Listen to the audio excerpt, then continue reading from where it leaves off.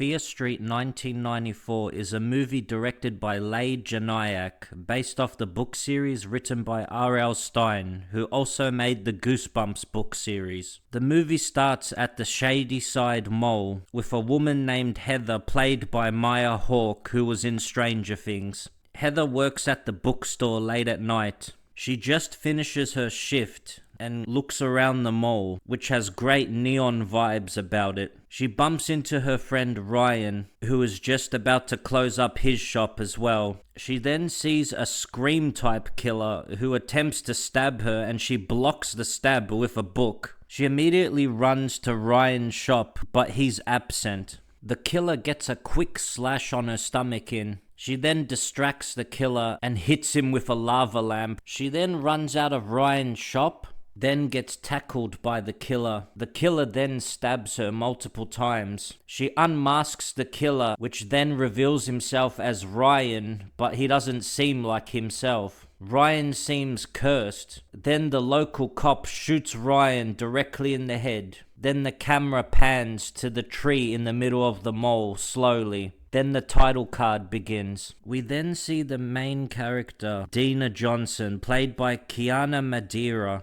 She's doing chores while her brother Josh is in a chat room with someone called the Queen of Darkness and a few others. They talk about different killings and massacres. They theorize that a witch is possessing people in Shadyside. Then Deena comes into his room and he shows his conspiracy theory wall to her. They then both go to school. Josh is quiet at school. Deena goes into the girls' bathroom and her friend, who's a cheerleader named Kate, shows her drugs and confesses that she's still a drug dealer. Deena recently broke up with her partner named Sam. She's in band, and even though she quit, she still had to attend the candlelit vigil during a football match on behalf of the victims of the recent massacre. On their way to the match, they go past the rich area Sunnyvale. Deena gets upset seeing her ex Sam. Then she attempts to give Sam back her stuff during the candlelit vigil. The Sunnyvale players start making trouble with the Shadyside players, then a fight breaks out. After this, on the way home on the bus, Deena's friend Kate hypes the players up on the bus home to do something about the rich Sunnyvale kids. Then the Sunnyvale kids in their sports cars start tailing the bus. Deena starts having a nosebleed and then spills the energy drinks onto the car, causing it to swerve off the road and crash. Deena's ex Sam slowly walks out of the car crash, miraculously still alive. She sees visions of the past while having a blood nose. Then the police came and Deena and her friends lied to the cops saying it was just an accident. Then Deena gets threatened by Sam's new boyfriend. We then go back to Deena's house where someone rings the doorbell. Then she sees the killer from earlier outside, thinking it's just someone in costume from Sunnyvale. We then go to Kate as she is babysitting a block away from Deena and gets the kids to organize drugs for her. She gets a page from Deena,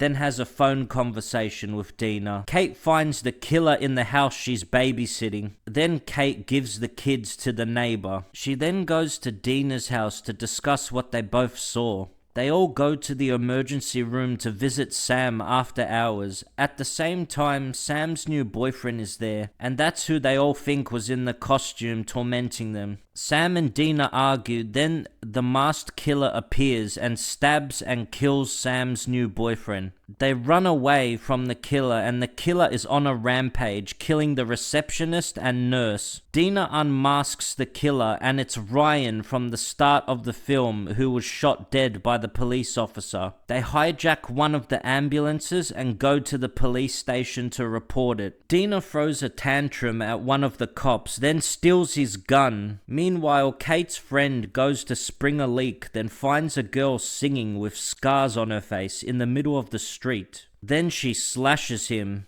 attempting to murder him. She then gets shot by Deena multiple times, but she gets back up and heals herself. They all go back to Deena's house where Josh connects all the dots and shows that the woman was a previous killer from years ago, and shows all the killers from Shadyside's past. then tells the story about a witch named Sarah Fier from the past who possesses people into killers. They all go back to where the car crash happened earlier, where Sam had visions. They discover chains and a skull on red moss vines on the ground. That is the grave of Sarah Fier. One of the killers from the past comes back and chases them. Then when they retreat back into the stolen ambulance, Sam says that the killers are only after her because she disturbed the grave. They all then go back to their school and change clothes to get any traces of Sam's blood off of them. Josh, after crushing on Kate the entire time,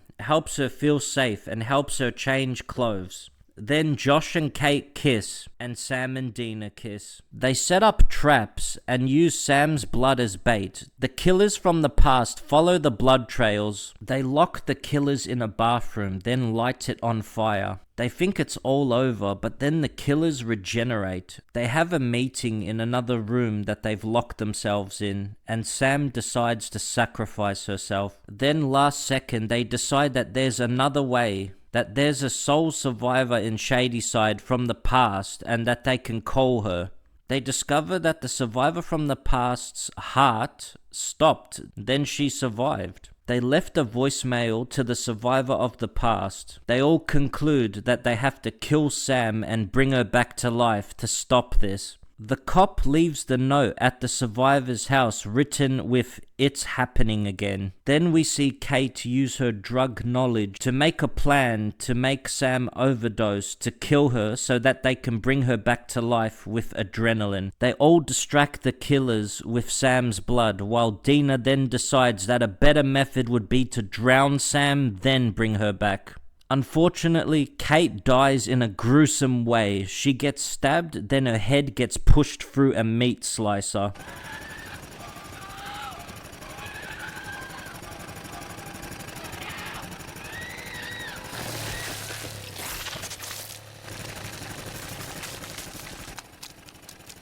That's horrible. Then Kate's friend gets his head caved in by an axe. Deena is still drowning Sam at this point, and just when Josh is about to get killed, the killers disappear. Deena asks Josh to quickly get the adrenaline pens. Deena then uses about 8 adrenaline pens to try and revive Sam. They think all hope is lost, but Sam miraculously survives. Then they all lie to the cops again, and the cop makes a story blaming Deena's friends for the tragedy and calling them druggies. Josh is waiting in the other room, and then he helps an arrested person by giving him a paperclip so that he can later undo his handcuffs. The arrested person gives Josh his business card and tells him that he owes him one. Later, Sam, Josh, and Deena are back at Deena's house, and Josh feels a bit more brave and he gets over his social anxiety and orders dinner. He usually lets Deena handle all of that.